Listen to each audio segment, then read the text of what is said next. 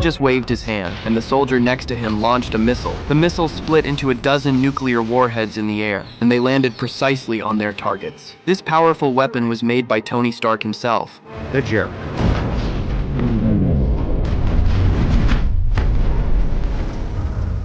But Tony never imagined that the weapons he created would almost cost him his life. On his way back to base with his unit, a missile hit their convoy.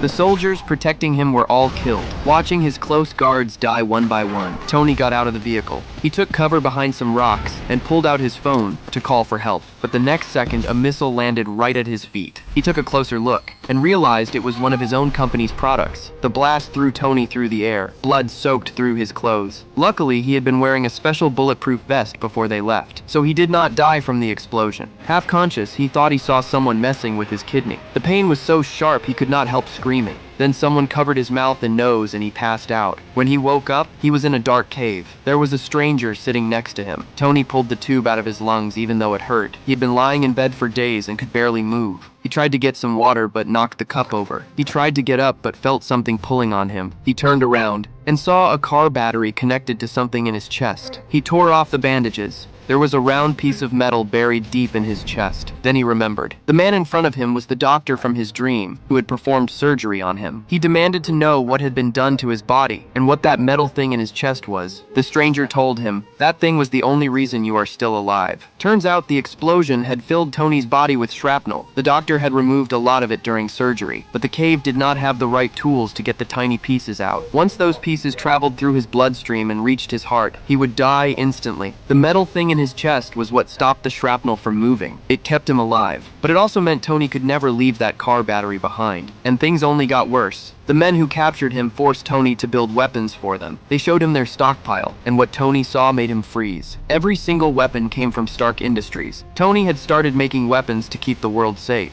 But now they were being used by these people to kill. His faith in what he did began to crumble. The leader ordered Tony to use whatever he could find in the cave. To build their most advanced missile yet, he promised to let Tony go when it was done. Tony knew he would not keep that promise, but he pretended to go along with it, because in his mind he was already planning something much bolder.